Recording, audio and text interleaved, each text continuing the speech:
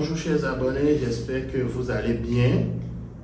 Je fais cette vidéo pour répondre à une série de questions que j'ai reçues à travers les commentaires dans les vidéos précédentes que j'ai postées. La question revient souvent où on demande comment longtemps ça va durer la procédure pour le visa d'études, comment longtemps ça va durer pour la procédure concernant le permis de travail. Et il est impossible de dire exactement, surtout concernant le permis de travail, comment longtemps ça va durer. On peut commencer à dire, à estimer un temps, une durée, un délai à partir du moment où vous obtenez un contrat de travail. Parce qu'on ne sait pas comment longtemps ça va durer pour que vous ayez un contrat de travail. Ça peut être une semaine, c'est déjà arrivé où j'ai envoyé le CV une seule fois, puis la personne a eu un contrat de travail. Et d'ailleurs, cette personne vient de prendre son visa cette semaine. Il est au nord, à Ndali. Donc, bientôt, il va partir pour le Canada, ou avec un permis de travail fermé, une très bonne entreprise. Donc, c'est ça. Et cette personne, nous avons commencé en 2022. Et voilà, vers fin 2022, mais c'est maintenant seulement qu'il a eu le visa. Donc ça vous donne une idée de comment longtemps ça peut durer. Alors que lui, dans son cas, même comme je le disais, c'est la première fois qu'on a envoyé le CV, première fois il a été interviewé et il a eu le contrat de travail. Donc c'est ça, c'est à partir seulement du moment où vous obtenez un contrat de travail que vous pouvez estimer le temps. Dépendamment du pays, ça peut être 3 mois, 4 mois, et aussi ça dépend de comment votre dossier est monté. Si tout est correct et qu'on ne va pas vous demander d'ajouter des pièces ou reprendre, recommencer, ça peut aller très vite. Mais toujours dans cette fourchette de 3, 4, 5 mois. Normalement, le permis, le visa de travail doit sortir. Le visa d'entrée au Canada doit sortir. Le permis, évidemment, ça se donne à la frontière, à l'entrée au Canada. Pour ce qui concerne les études, l'immigration conseille de commencer généralement la procédure 6, 7, 8 mois à l'avance. Considérez le délai d'abord pour commencer à monter le dossier, l'admission. Mettons, minimalement, ça prend 1 mois pour avoir une admission.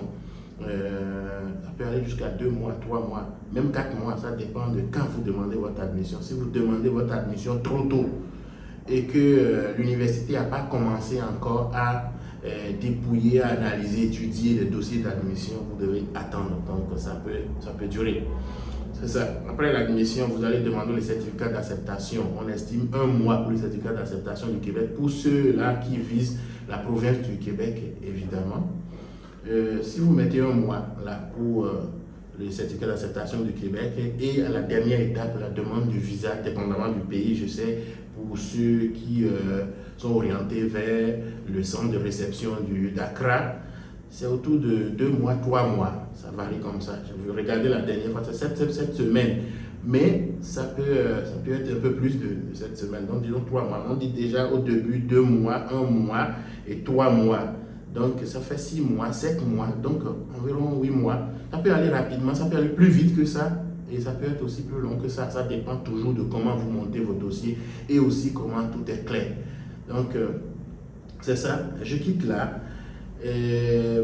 On commence de plus en plus à voir des étudiants qui, en arrivant au Canada, finalement choisissent juste d'aller travailler et mettre de côté les études d'abord. Bon, on va réfléchir ensemble. Le visa d'études, le permis d'études est assorti de conditions. Il n'y a pas de permis de travail pour un étudiant sans le permis d'études. Non, ce n'est pas possible parce que vous venez pour étudier. Voyez-vous, donc s'il n'y a pas d'études, c'est qu'il n'y a pas de travail. Hein, c'est ça. Si vous arrivez et que la première session déjà, vous dites que vous manquez de moyens et qu'il faut que vous alliez travailler pour payer vos frais de scolarité et votre subsistance, ça veut dire qu'il y a quelque chose qui ne marche pas. Qu'est-ce qui ne marche pas? Réfléchissons ensemble. Quand vous demandez le visa pour les études, c'est que vous démontrez à l'immigration que vous disposez des moyens nécessaires pour votre subsistance et les payer les frais de scolarité pour au moins la première année d'études. Eh bien, vous arrivez et la première session, vous n'avez maintenant pas d'argent. pour payer votre frais de scolarité ou la subsistance, ding ding, il y a quelque chose qui ne marche pas. Ça veut dire que votre dossier, il y a quelque chose qui ne fonctionne pas. Vous avez probablement menti dans votre dossier. C'est ça. C'est ça. Si vous travaillez sans étudier, c'est que vous êtes déjà en train d'enfreindre aux règles qui régissent le permis d'études. Et là, les conséquences, on les connaît. Vous pouvez être retourné du Canada, vous renvoyer du Canada.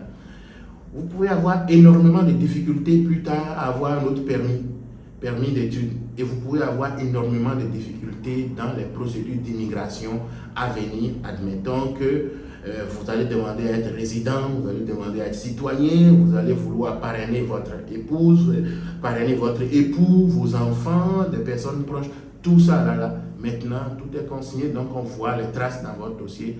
Et sur ce point, faites vraiment attention. C'est vrai qu'on allège aujourd'hui la tâche et la charge aux étudiants qui viennent, mais faites l'effort de garder les études et le travail ensemble, même si vous êtes en difficulté, mais complètement abandonner les études, puis aller au travail, comme si vous veniez pour travailler, vous n'avez pas exclusivement permis de travail.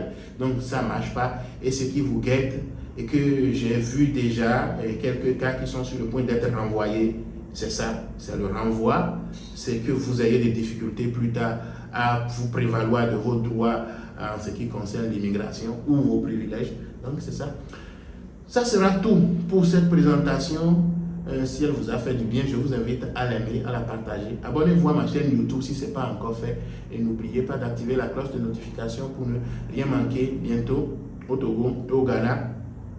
Le 8 au Togo, le 9 au Ghana. Et au Ghana, je vais pouvoir vous présenter un tout petit peu l'incontournable étape que vous devez passer si vous demandez un visa pour le Canada, dépendamment de la catégorie d'âge aussi.